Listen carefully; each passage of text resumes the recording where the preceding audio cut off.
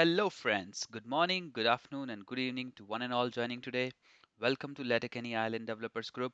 So, let's continue our journey learning JavaScript. And today it's day 3, and we are learning about the advanced concepts. We'll be covering the advanced concepts in two parts. So, today we're going to cover the part 1 and cover the part 2 in next session on next Friday. I'm Nishant Singh Pawar, the community group leader for Letterkenny Developers Group, and I'm also a Salesforce developer and consultant with Pramerica in Letterkenny Donegal. I have 6 plus of years of experience on Salesforce implementation and have 10 Salesforce certifications, including an application architect one. I'm a trailhead ranger. I love music and play guitar for hobby. I also belong from Udaipur in India.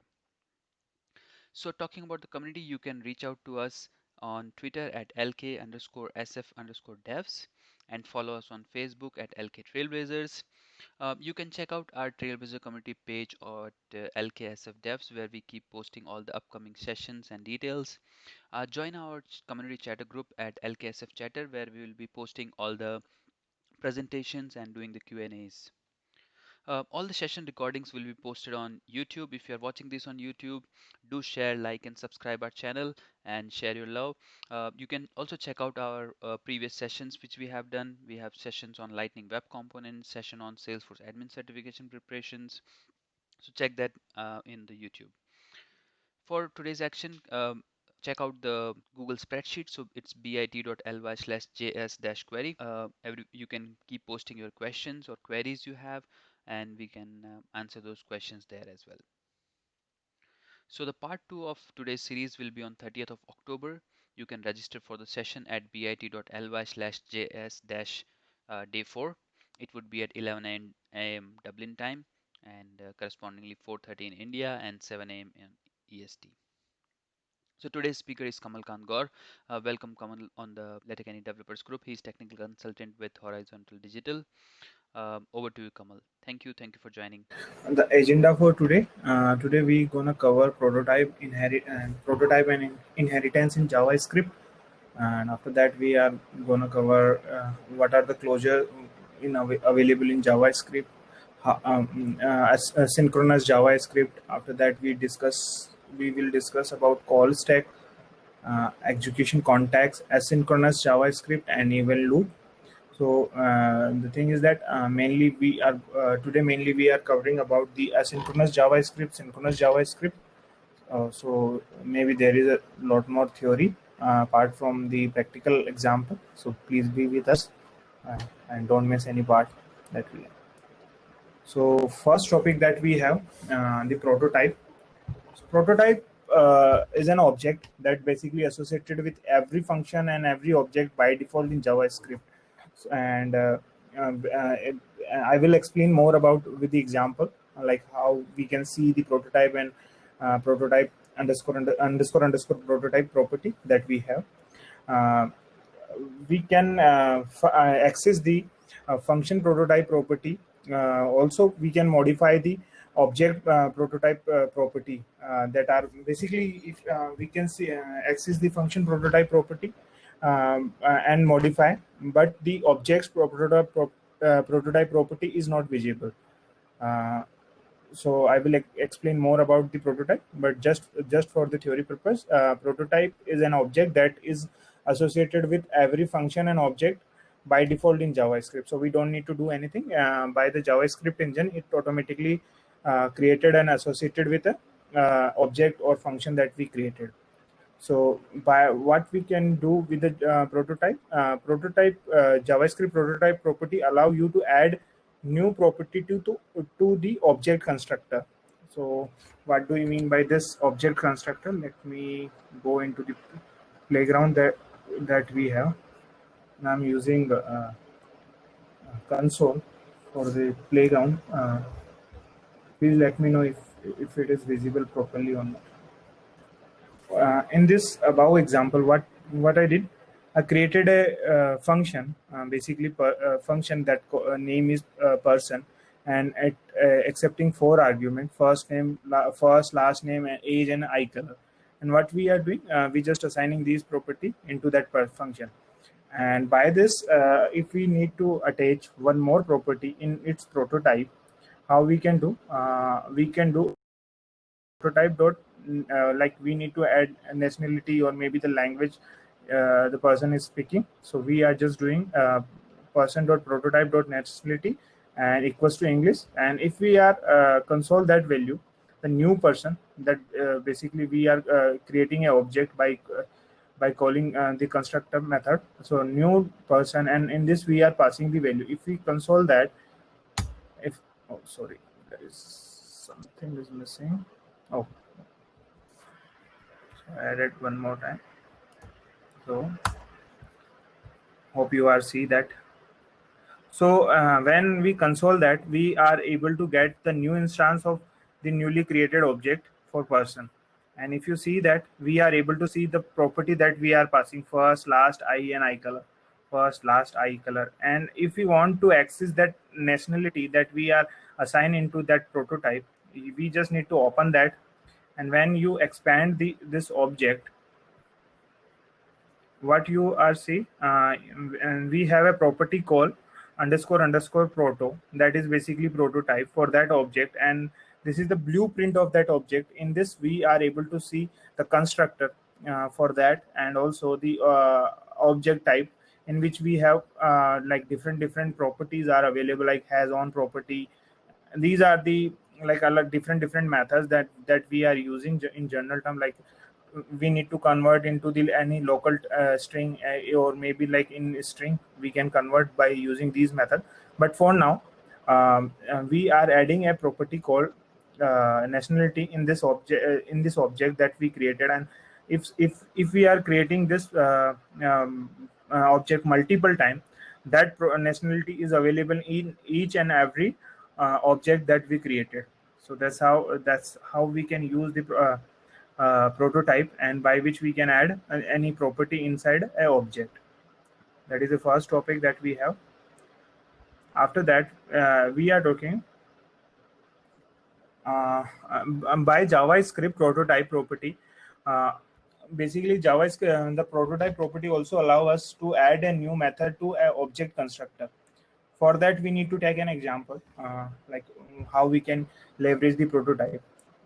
So same example that we are using previously, we created a function, basically a object that will take all the four parameter, and also created a method inside that particular function, or maybe the in object the that will return the first name and last name, or maybe the full name for that person. And how we can use that particular object, sorry, function, for creating a new object. So I created two uh, uh, two person by using that person function, user one and user two. And if we are console that these user one, console dot log user two. There is a typo mistake. Okay. So what we are doing, we are just creating a person object. And in when we are doing that, in this person, we also see a prototype object that we already seen in last example. And in this we are getting the full name. But in each and every object we are getting this full name function. So by this, if we are adding this into the main object, then it will be slow down the process, also slow down the performance, slow down the performance that we need to get. So how we can achieve this? Because we have a prototype property, and we just need to utilize that. Because in this example, and the function that return full name is associated with each and every object. But by using prototype, that will attach with the every single object. So same example that I have. So same example, but what I did, just added a new function to its objects prototype. So how we can do that? Uh, how we can do that? Object dot prototype, and we are adding a method. Name is get full name, and it return the concatenation value of first name and last name. And how we can do, just created an example. So I created a person P1 and passes that all the property that we have, and if I enter that, it will return the first name and the full name of that particular object. And also we can console that P1, it will return the exact syntax of that. So if you see that we have person, and inside person we have a prototype, and in prototype we are getting the full name. So in previous example we are adding a method inside the function, so by which we are by if we are if we are creating 100 of record for this, by using this, it the that method is associated with each and every record. But if we are using that prototype one, that method is only associated with the prototype, not with the exact object, and by which we can get the value that we want. So that's how the prototype is working. So we see that we can add the property inside prototype by using normal constructor, and we can also add the function in a prototype. Now I'm taking on one more example. We have a object, animal, and animal having a property called eats, and we created a function that name is rabbit. Basically that is an object, and it we are getting a property called name. And what we are doing at here, we are just getting them, like we are just assigning the object to its prototype, like rabbit dot prototype equals to animal, so by which we are accessing that property. So in this we are just first we are creating a object for that rabbit, and if we are see that we can easily access that particular. First we are not using that prototype property, and let's see what is the output for that. It is returning undefined because that it is not available in the rabbit. And we can also see the object that we created previously, and if you see that object, we have a property prototype, but there is no property that associated with the animal object. So but if we are using that particular property, and what we need to do, we just need to use that line, that particular line, by which we can assign another property or another object to that particular prototype. And after printing that object that we created, if you see that, sorry, I will discuss more, explain more about the chain that we are using, prototype chaining. So if we are using that example, particularly that example, without, if I console that, it will return the true, because we assign that it, and we assign all the property of that object to its rabbit prototype. So that's how we can use that prototype. Now you see there is a two keyword. One is the prototype and one is the underscore underscore prototype. So what is the difference between the underscore underscore prototype and accessing that underscore underscore prototype from that instance that we created? It will return the object. So in this given example, I'm trying to prove that the prototype property is associated with the function that we created, and underscore underscore property is associated with the instance that we created from this function.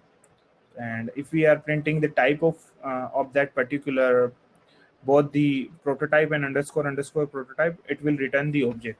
And if you want to see, I just need to print. So first it will return the object student.prototype, because that is available on function. And in second, we are trying to access the prototype for that instance that we created, it will return the undefined. And if we are trying trying to get the underscore underscore prototype from the instance that we created, it will return the object.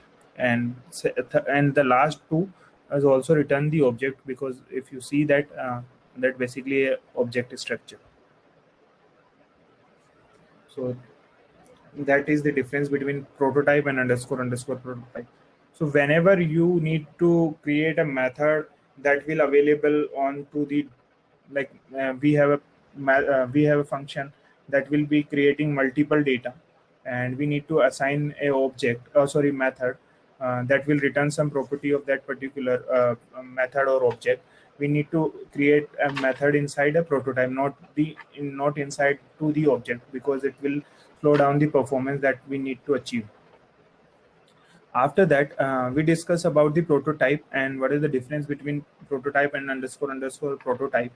Now we have topic about like how the chaining working in a prototype. We already discussed about, like, prototype is assigned linked with the function basically, and if you change the prototype value, it will change the property of that particular object's property. So let's take another example that I created for you. So if you see that the same student object that we used in last step, I just assigning a new property because in this function we have only two property, name and gender, and I want to assign a new property onto that student by using prototype. So I created a new property called age, and I assign a new value is equals to 50, and by using that is student function, I created two record, like student object, basically student 1 and student 2. And if I print the value of that particular student 1 and student 2, it will return the output 15, because we assign the value is equals. But after that, what we are doing, we are just assigning a new prototype, and new prototype value is a so I just want to give you like overview how we can assign a property. We can directly using dot notation, or we can use equals to, and after that we can assign the by using object notation. So in this, I just assign the value is equals to 2, and after that I created a new object from this instance that called student 3, and I'm trying to print the student 3 age. It will return 20. But before that prototype changing, uh, if we are accessing any object and trying to get access of that particular property that we assigned previously, it will return the output that we assigned previously. So if I print that, if I hit the enter and trying to execute this code, it will return the, because student 1 age, student 2 age, because we assign 15, 15, and after that we assign 20 to a student prototype value. And if we are trying to get access that student 3 age, it will return 20. But if we are printing student 1, the previous object that we created before assigning new value to prototype, it will return 15. So that's how we can change the prototype value inside prototype elements property, or elements value, I can just say. And, so we discuss about what is a prototype, what are the difference between underscore prototype and prototype, and after that how we can change the prototype value in term of different example, different way that we seen. I think I have one more example. No, sorry, that is the only example I have. So after that, I just want to let you know, guys, please let me know if you are able to see my screen for that PPT. Yep, you can see. Because I need to switch between the console and that PPT. And now, till now, we are discussing what is the prototype, what is the difference between these property, and how we can assign property, and how we can change the property. Now, the question in our mind, what is the use of that particular prototype?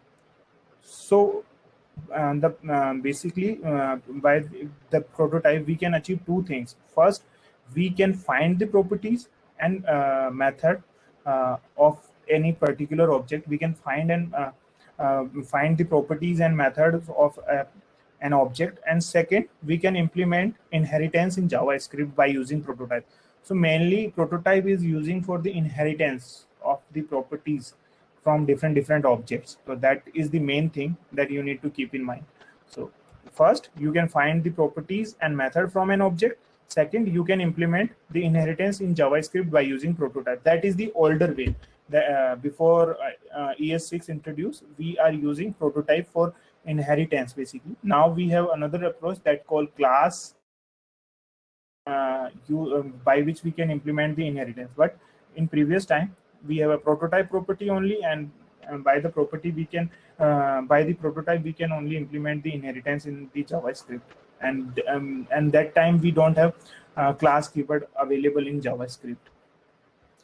Let's take an example. So same student function or student object that we created, and inside that student prototype, we have just assigned property high. If you see that, we are just assigning a function to its prototype, student prototype, and I just created a new instance of that particular student, and I'm trying to implement the property, that object, into the string, and we need to find that particularly to string object. So how we can do? So it will return the string value of that particular object that is newly created. So, but internally, how it is done? So for that, we need to go into the second slide, and I need to present it. And so in this picture, if you see that picture, so I'm taking a reference from tutorialsteachers.com, that basically we can find the more detail about the JavaScript. So I'm taking that picture from this website. So in this, if you see that, we have a student object that we created, and we have a property called prototype, and we assign a function to student's property. And what in the second parameter, second line, what we are doing, we are just converting that particular object instance into this to string, and we are trying to find that to string. So the first use case, first use of that prototype, we need to find the property or the method from the object. So we are trying to find that to string method where it is available. So so what we are doing, we have a prototype property, and we have an instance created. So with this instance, underscore underscore prototype is available. So it is checking, is there any kind of uh, to string method available. So in this scenario, it just checking the in the prototype. So there is no to string method is available. To string basically available in objects property. So object default property that is available. So in object dot prototype, the object, the superclass of that student that we created. So in this we have different method. To string value of has on property that we already seen in previous example. So it will navigate to that particular thing, and yes, there is a to string method, so by which we can find that particular method. So that is the prototype. So we can leverage the pre-built functionality if you want. You need to convert any object into the string, or like we need to check is that object having these property or not, or what is the value of this object. So we can leverage the pre-built functionality, that pre-built methods or functionality with the object superclass. So that's how this is working. So what in this last example, what we are doing, we are creating a student method, and in the student method we are assigning a function to its prototype, and we had created a new instance of that student, and we just need to print that student instance into the string format. So, and if we see the diagram, we have a student, and in student.prototype we assign a new method called say hi. And by creating the instance, the underscore underscore prototype is available. So basically, by which we can access the method of this student object prototype. But there is not to string is available. That to string is available into the super class of that super object, or maybe the super function or super object that we have. Object inside in object we have pre-built properties to string, and we can, by using that, it will return the string format of that particular instance that we created. Second use of prototype is implementing inheritance in JavaScript. So inheritance means like we can access the property that is already created in other object, and we try to leverage or we can try to uh, uh, utilize that property that already created in other objects. So that is basically inheritance. But how we can achieve inheritance in JavaScript? So till now ES6 we have only prototype properties available, and by using prototype we can by using prototype we can implement the inheritance in JavaScript. So there is an example. If you see that example, if you see the example, created a function called animal, and animal have two property, name and age, and I assigned to that particular global object for that. And after that I created a method that basically return a string, and I assign this to that particular object's prototype. So how we can do? We can do like animal dot prototype dot eats and function, and inside we are just trying to console some string. So that is the one class that we created for the animal. The second class we created, and second class, or maybe the second function. So in previously we don't have any class concept, so we are just showing them function known as function. So in the function we are passing two property, name, age, and breed. And how we can use them? By like this dot name equals to name that we are passing, this dot age equals to age that we are passed, this dot breed is equals to breed.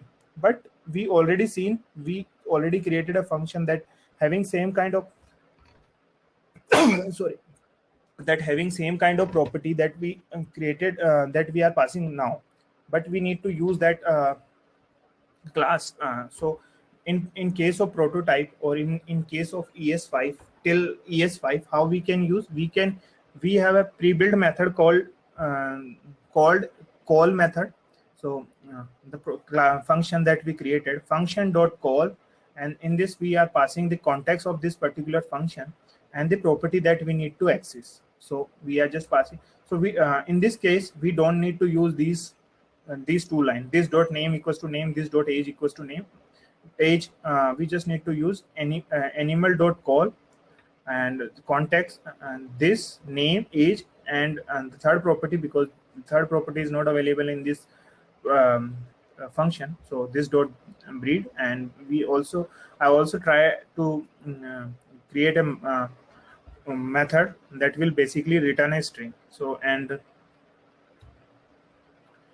I created two instances for that particular dog class, dog d1, d2, and in which I passes the property, and I am trying to access the method that we assign to the animal class, animal function prototype.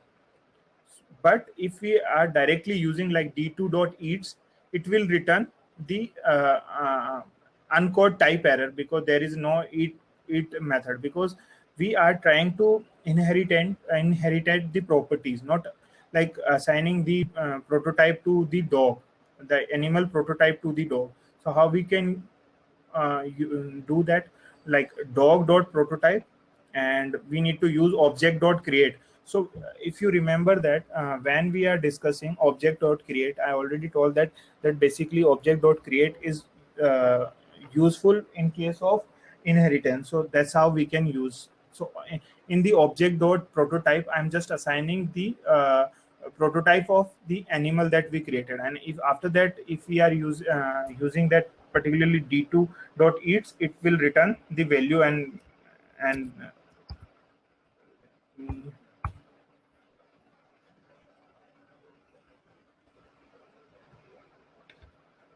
try to execute this into our console window.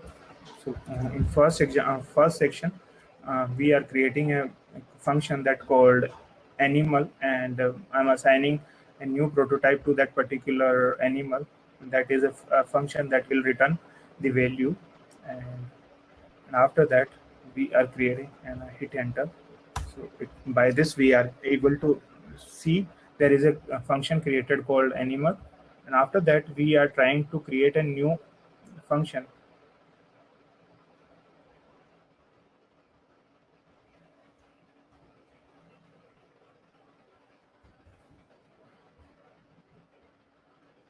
So we created a function called dog, and in this we have three properties. We already discussed we need to inherited the inheritance. We need to implement the inheritance, so we don't need to do that kind of thing. We just need to call the function that we already created dot call method and pass the context, the property that we have, and we created a to instance, and I'm just trying to access the animal class prototype method that we created, and it will return value. And if I hit that, uh, it will return there is a no method available into the d2 instance. But if I am using that property dog dot property, and I'm using object dot creating, by using object dot create, I'm assigning animals prototype to the dog, and after that I'm trying to access it, it will return an object function dot create. So for that I need to implement all the flow again.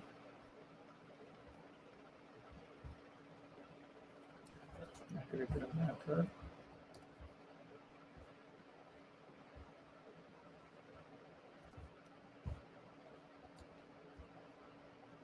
I just need to comment this because there is no prototype. I using object dot create, and after that hitting it. Maybe there is a may only be object or no. I need to check why it is giving a. How we can implement the inheritance in JavaScript. I have one more example with me, and that I already checked. It is working fine.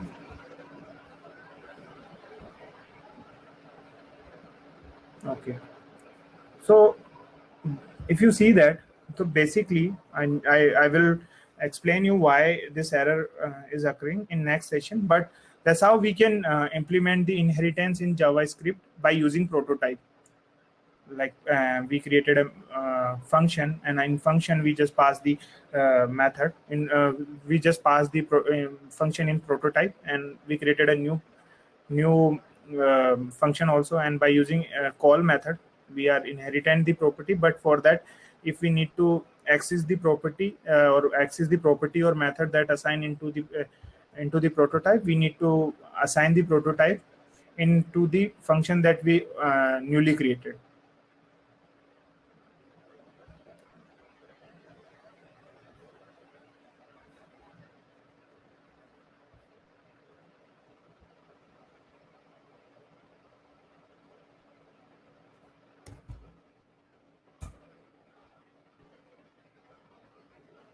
No, it is returning error. I need to just check.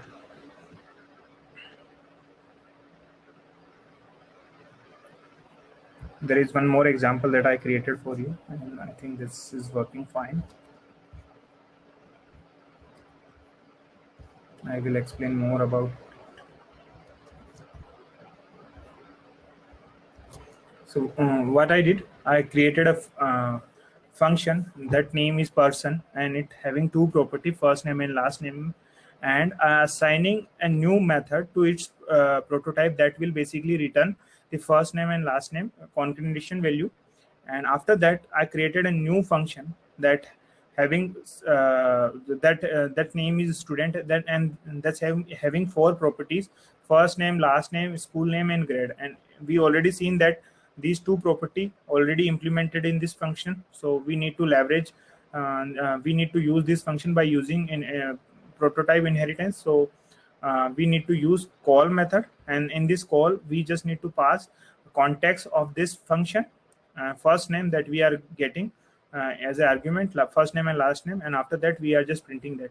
And we are what we are doing, student dot prototype equals to person. So we are just creating a new method, or we are just assigning a prototype to that particular person class, students prototype to the sorry, in a student prototype we are just assigning person class instance, and in the constructor we are assigning a student constructor. And if we created a new instance for that particular student and trying to access the full name from this first class that we created, and it will return the value. So if you see that, so in the alert, we are getting the value because we print by using alert. And if we check the student type of, it will return true. And instance of, so it will check is there stance created for the student or is person or created or not. I think the Just alerts simple. are not coming in the screen share. So maybe you can Okay. console only. So alerts are not Okay. coming in the screen share. Okay. Just give me, sorry for that.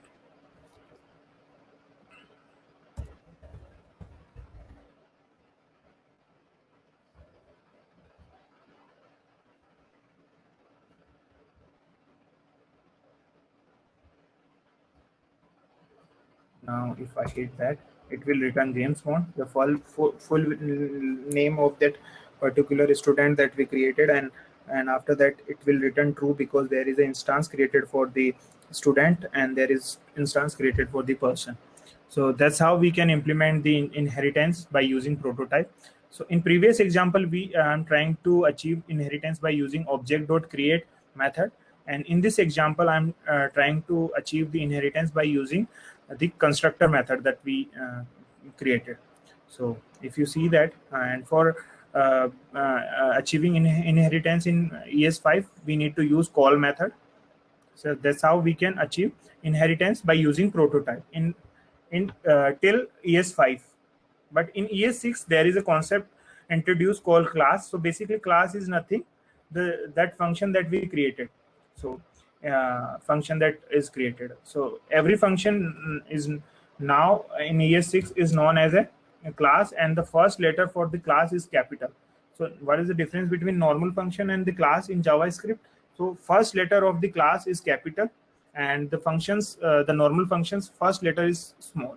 So that is the main thing. So the classes are introduced in ES6, and we need to achieve an inheritance in classes. So how we can do the same example that we previously taken. So I created a class called animal. So we have I created a class called animal, and in the constructor I'm passing two property, name and age, and one more method, that function or method is available in this class, that is returning a string value that we are trying to access. And now we also created a new class, the same class, that dog, that basically extend, oh sorry.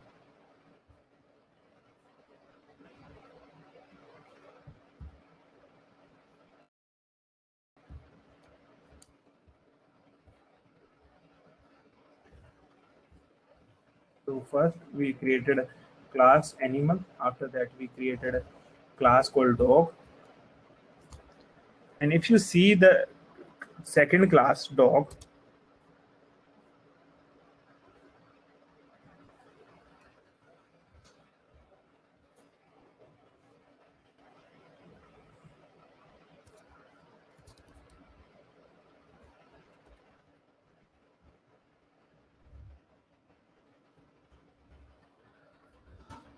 if you see the second class that we created dog, for the in ES6, we just need to use keyword called extend, and by which we can extend the property of the animal.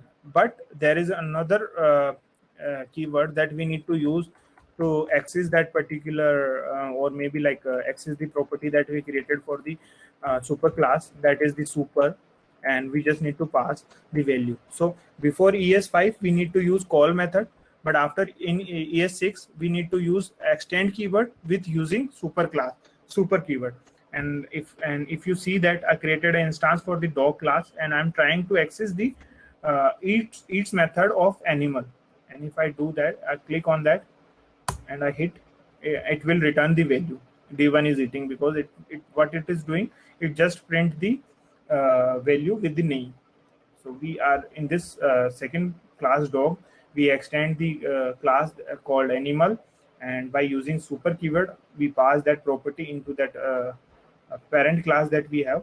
And after that we are just trying to access the method of the extended class, and it will extend it. So it is normal concept of inheritance in class. So maybe you are all aware with the in term of Java, but in case of JavaScript normal, we previously we are using prototype inheritance. Now we have class inheritance available in ES6. The next topic is JavaScript closures. So JavaScript closure basically nothing. It is just an methodology available in JavaScript by which we can the inner class can inner class or inner function can, inner class or inner function can access the property and the methods or maybe the a parameter from the outer class or outer function. So that is basically a closure. If you see, if you read that particular sentence that I written here, so closure means that an inner function always has access to the variable var, the property and the parameter of its outer function, even after the outer function has returns. If suppose that we have a outer function and outer function have return statement, but till now we can access the property of outer function into the inner function. I will explain more about the more with the example that I created. And basically closure are useful when we need to create a private variable or function inside a function or inside a class. So in the first example, if you see that I created a function called outer function and I created a variable called outer variable, if you see that, and I created a inner function, so that is the outer function and that is the inner function. So that basically known as a closure. And in the inner function, if you see that I am trying to accessing the outer function variable, and after that I'm just calling that method. And if I try to hit, sorry, I need to change to console. If I try if I hit that function, oh, for that I need to call that outer function first. And if I hit the enter, it will return the value because we are console the outer variable inside the inner function. Outer functions variable inside the inner function. So that's how that's pattern basically known as a closure into the JavaScript. Second example we have, inner function can access outer functions variable even if the executed separately. Like in first example, we see that we are executing outer function and it will return the value of inner function. But in case if the inner function and outer function executed separately, it will also return the value. So we have a second example in which we created an outer function that we already known, and we created a variable, outer function variable, and assigned the value 100, and we created new function that called inner function, and inside we are just consoling that value. And after that we are returning the inner function because we are trying to return that particular in previous example we are just executing inner function inside the outer function, but in this case we are just return that particular inner function. And and at here I created an instance of the outer function and trying to access that particular inner function because it return the inner function, so we can access. And if I hit, it will return the value that the value of outer functions variable. If you see that we have a value 100 return, and we created a variable in outer function, and in inner function we have access. So that pattern basically known in closures in JavaScript. And basically it is useful when you are trying to create a private variables or functions. Now we have a term that basically by which we can see is that JavaScript is synchronous or asynchronous. So we can discuss more about the detail. So JavaScript basically a single-threaded execution. So JavaScript having single-threaded execution model. So it means what do you mean by the single-threaded? So single-threaded means only one task or one command can be executed in a single time. So only one line of code can execute in a single time, not the multiple line or multiple code block we want to execute in JavaScript. By default, it is not possible because JavaScript is single-threaded and non-blocking. So it is not blocking the all the engine. It just reading line by line and executing them. And the execution order always is top to bottom. So for that we have example in which we are just console 3 value that we have. I'm playing that. So we already discussed JavaScript, a single-threaded application, which means one task at a time, and it is executing from top to bottom. And if we print these value, it will print the value in order, like plant, after that water, and after that add fertilizer. So top to bottom order and single item at a time. So basically, if someone asks you, is that JavaScript single-threaded or multi-threaded? So JavaScript is a single-threaded, and it is synchronous by default. So that is the first thing. After that, execution context, the very important topic we have, execution context. So whenever JavaScript code is executed, so we have three console at here, and we are trying to execute these code. So what JavaScript engine do? JavaScript engine created execution context. So basically, execution context is created how execution created is context is created. Execution context is created in two phases. One is the creation phase, and second is the execution phase. So basically, if we see the JavaScript engine functionality, so JavaScript engine the execution into the two parts. First the creation phase, and second is the execution phase. So in the creation phase, what it is do, it not basically executing the code, it read line by line and creating phases. JavaScript engine compile all the code line by line and creating variables, creating objects, and creating scopes that we already discussed, like let where const scope, and creating let where const, and after also determining the context value of that particular function. Like we have three functions, then it will determine what is the context value of that function, what is the context value of that function, what is the what are the different variables are available. So it is creating the memory location type of thing in the creation phase. But in this execution phase, what it is do, it is again scan line by line and executing getting the variable that created in the first phase, and trying to assign the value and try to execute the methods or execute the functionality that we want. Or it is working in line by line code. So basically, if someone asks you what is the JavaScript engine behavior in terms of execution, so execution is performing in two phases. First is the creation phase, second is the execution phase. In a creation phase, it just creating variables or functions, methods that we created, and just hold that variable, that hold the instance of them, that also creating scope chain of these variables or methods that we created. And in second phase, it will execute code line by line by taking them.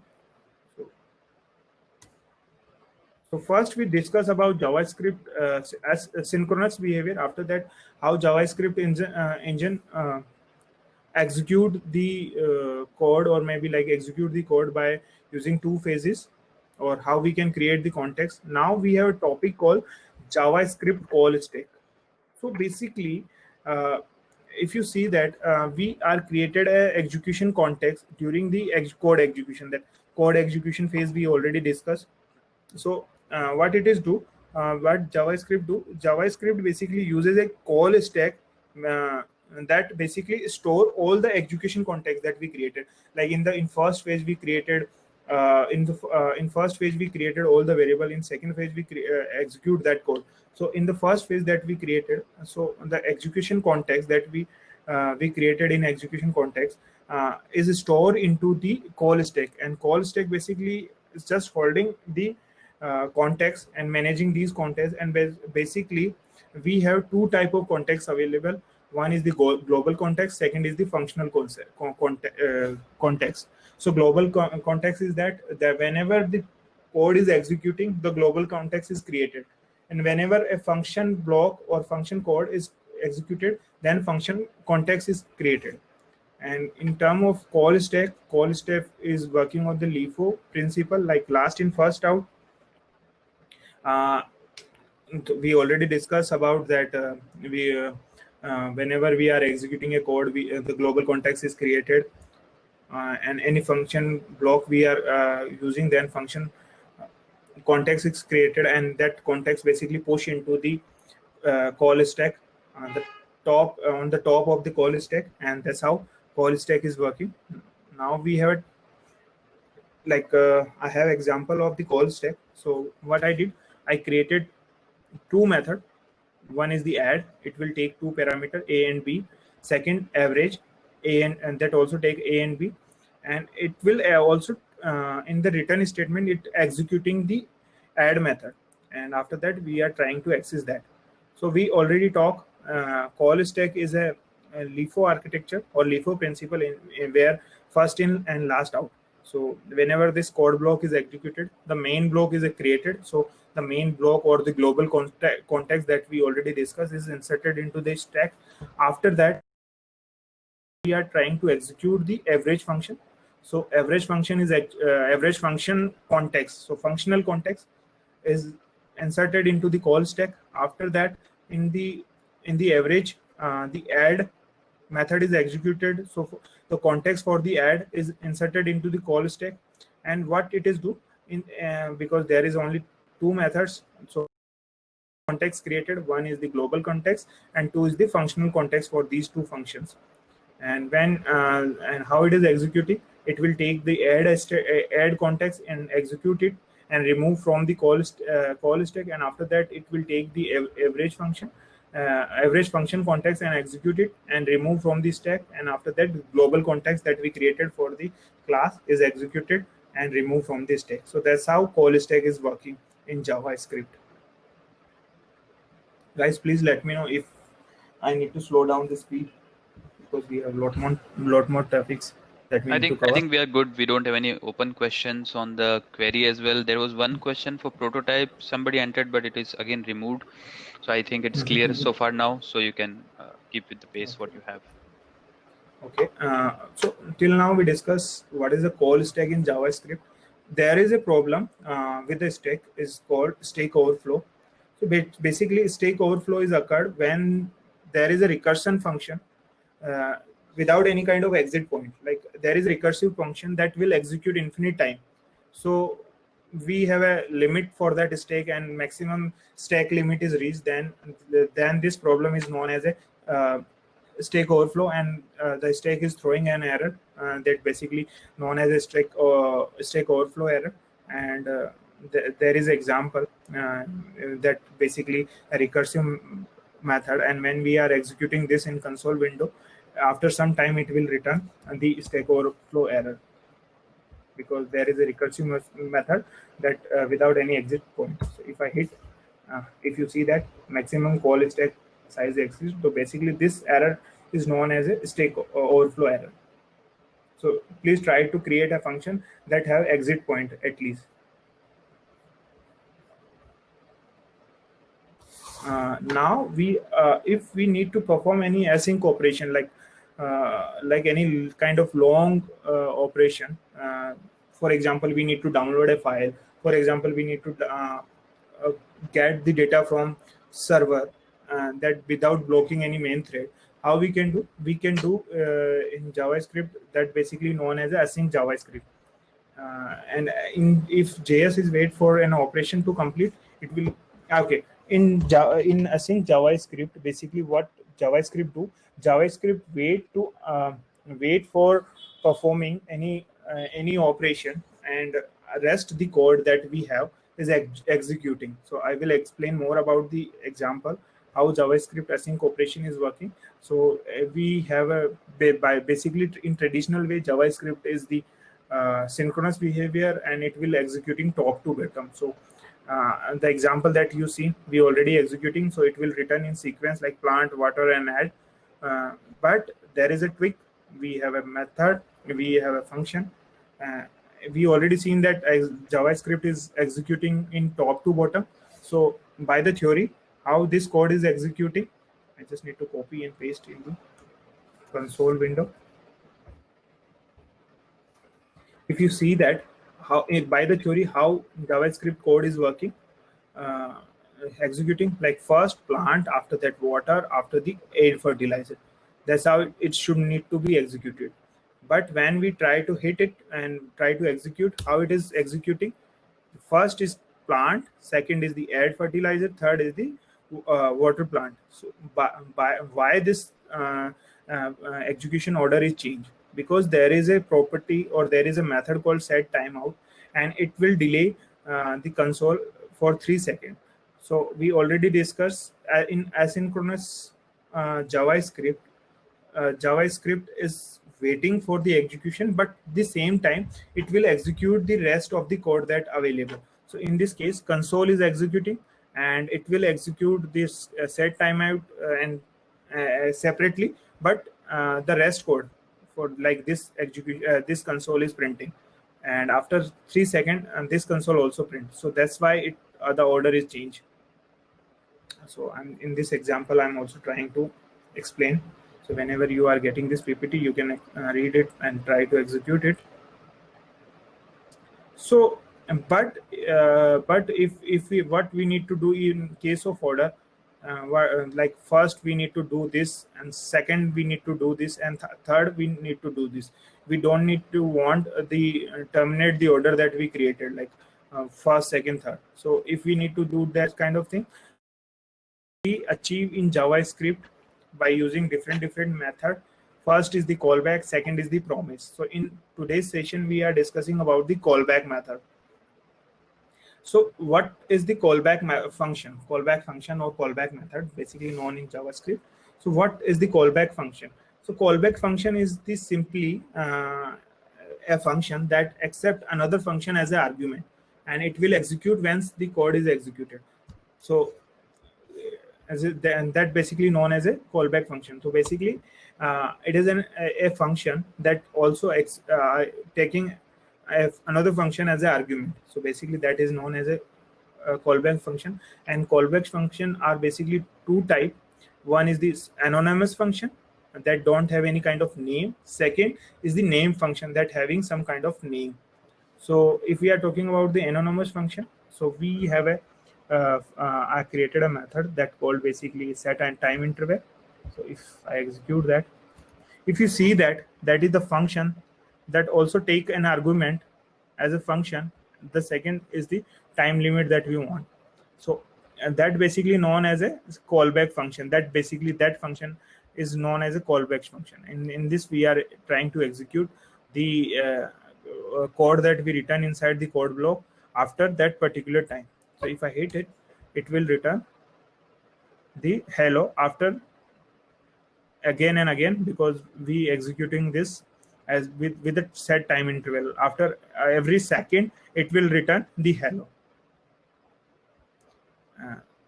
So accept callback function as a first parameter. If you see that set interval, that is the first argument that basically callback function, and second is the time interval where the code is executing. I have one more example with me.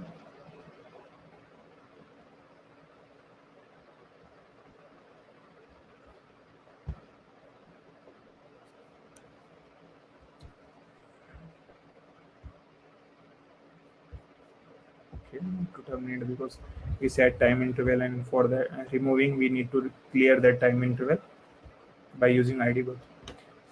So we have a list of the string, and I trying to use the map function. So we already see the dot map function from the list argument.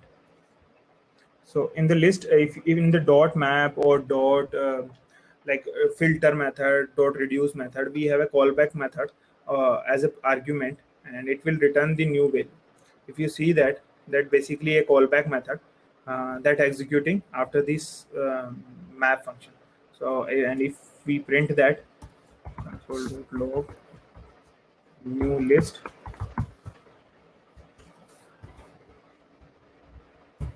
If I hit that, it will return the new value after executing that particular method. So by using that, because there is a method, dot map method, and inside dot map we are passing a function as an argument. So the argument is known as a callback method. That is the first example. Second example I have, like we need to download a file from a server and we need to perform a operation. So what I did, I created a function called load data, and in load data we passing a callback method as an argument, and what I did, in the method I'm just using http request method to getting the data from server, and after that I'm just passing the result that we are getting from this API, and when I call this load data, I'm just using the function as a callback function, and when I hit the execution, it will execute and return the value. For example, I hit that. If you see that, it is executing the code. First it execute the code, and after getting successfully return, it pass the return into the callback, and in the callback method we just console that method. So that's why the data is returned at here.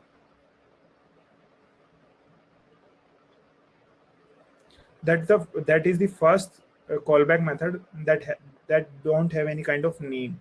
But if suppose that there is a callback method, and we declare this callback method as a name, then is this known as a naming callback function.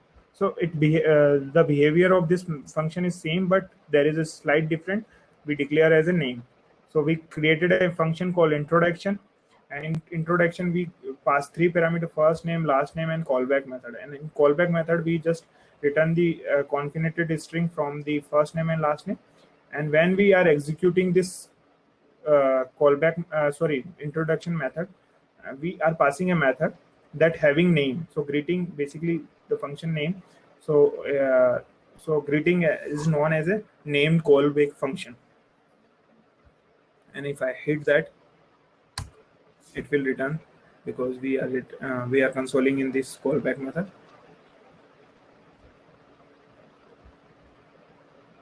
So and that is the first approach to execute the async operation in JavaScript. Now we have another problem facing in JavaScript in previous time, is known as a callback hell.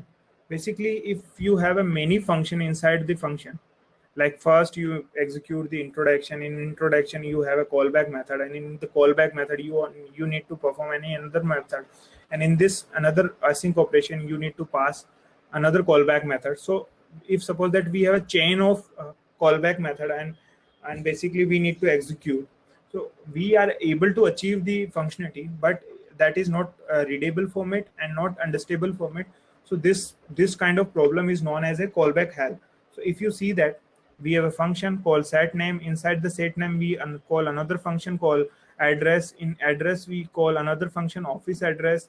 In office address we call another method telephone, and in telephone we next of kin. So basically that is executing, and that will maybe run successfully, but this is not in case of readable format. So that's this known as a callback hell, because there is no such kind of way by which we can easily read this code.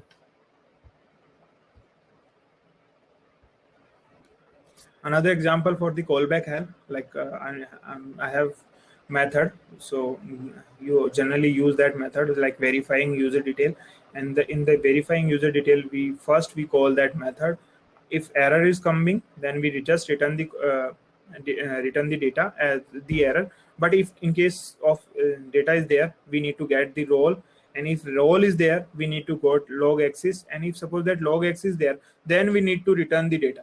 So maybe this code is executing perfectly, but it is not in term of readable. So for this overcoming of from this callback hell, the promise is introduced, and the promise we will cover in next topic. So promise basically do same kind of thing, same async operation we are doing with the callback method, but with the cleaner way or cleaner approach, and there is a different methods available by which we can easily achieve the promise in JavaScript, or maybe the async operation in JavaScript. Now we have a last topic for today, is known as an event loop. So if you see that the we already discussed about the callback stack, and we already discussed about the different web API like set time intervals, set timeout, like any kind of calling any server API. But how internally JavaScript engine is managing all the things? So basically, all the things is managed by the event loop. So in the event loop, basically nothing. Just event loop has only a simple job to monitor call stack, call queue. I will explain more about the call queue, but we already discussed about the call stack or call queue, and if just manage these things. If suppose that call stack is there empty, then we then it callback method check whether the call stack is empty, then it push the any execution from call queue to the call stack, and after that it will executing. So we have a different kind of mechanism available in the JavaScript engine. First is the heap. So whenever we are executing any code, if suppose there is a variable, or then there is any kind of all memory allocation is available happening into the heap. So basically in JavaScript there is a fixed heap size, and in heap size we can allocate the value of to the particular variables, to the particular any kind of method. So all memory allocation process done into heap. So uh, and second is the callback queue. So in the callback queue, all the basically async operation code is pushed into callback, and it wait for the execution. Like basically it will hold the async operation and it wait for the execution. Second, the last term we already discussed about the event loop. Basically what it is doing, it running continuously and checking whether the main stack is empty or not. If empty, then it push the code execution from callback queue to callback stack, and after that it will perform. So basically that is the simple uh, uh, task that he have. So I just use that GIF image for our reference. So we, if you see that GIF image, I need to just store Can you zoom? zoom. Yeah. Yeah. Yeah. So if you see the first left section, we have a function called print, we have a second function bar, third function bar, fourth function foo. And if you see that in we call the foo, and in foo we call the bar called barge, and in barge we have a function called set timeout. So basically set timeout, what it is do, after 3 seconds it call the print method, and print is just doing the print console. So we already discussed about the event loop. So we have a call stack, we already discussed web API, all the set timeout, any kind of network operation, any kind of network related or any kind of async operation we need to perform, that exists into web API. And callback queue basically hold all the asynchronous operation after the execution, and it will event loop just execute checking whether the call stack is empty or not, and it pass the value from callback queue to that. So if you see that example, just need to rerun. So first what is doing, uh, foo is all the methods are coming inside. If you see that the set timeout is the method that need to perform, after that it will pass this method into the web API, and web API pass this method to the callback queue. If suppose that there is a number of an operation that need to perform asynchronously, then what it is do, the callback stack pass into the particular web API. Web API sequentially ordered, and after that it will pass into the callback queue. Like callback queue hold only a single value, basically single value. Web API pass that value into that, and after cleaning, or if call stack is don't have any kind of operation, then callback queue, sorry, event loop passing any code execution from callback to queue to callback stack. So that's how it is working. Next operation we sorry, example for the event loop. We have a function. So first what we are doing, we are just consoling the value. After that we are just using set timeout, and in set timeout we are print the value just after, immediately, not doing nothing, and after that we are consoling. So how it is executing, so it first it goes into their section. So we talk about the heap. Heap contain all the memory allocation for the variables and the functions that we created. It will goes into that stack. So it will take all these three like high, after that set timeout, and after that call by. But what it is do, like after first it will take the high into the stack. Second, that is the timeout, so it move that timeout into the wave API section, and wave API move that particular into the callback queue. Sorry, there is a mistake. I already told that callback queue handle only single operation, so it will handle multiple operation. But there is a mechanism first in first out kind of thing. So FIFO thing are, so we that set timeout move into the web API. After that, buys console. After buy console, the stack is empty. Then callback queue, there is a in the callback queue, we have a function that need to be executed called set timeout. The event queue put that particular set timeout from callback queue to stack, and after that it performing. So that's how the event loop is working in JavaScript. Yes. Okay, So great.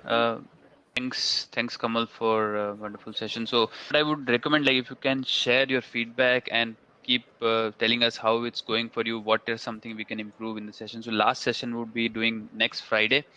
So, let us know what topics you face more challenge. We can cover something. We'll be talking about promises and some async, right? And we'll try to Mhm. also come up with some promise scenario with LWC to see how it fits in LWC as well in the next session. So that's on 30th of October. So register for it by going to this link bit.ly/js-day4. And again, want to highlight that because of daylight saving, it would be at 11 a.m. in Letterkenny and Europe, and then India it remains same 4:30 and 7 in the US. So thank you, everyone. Thank you very much for joining today. We look forward to see you on the next session. Thank you. Thanks, Kamal, for joining. Thank you, everyone. Thank you. Thank you, everyone.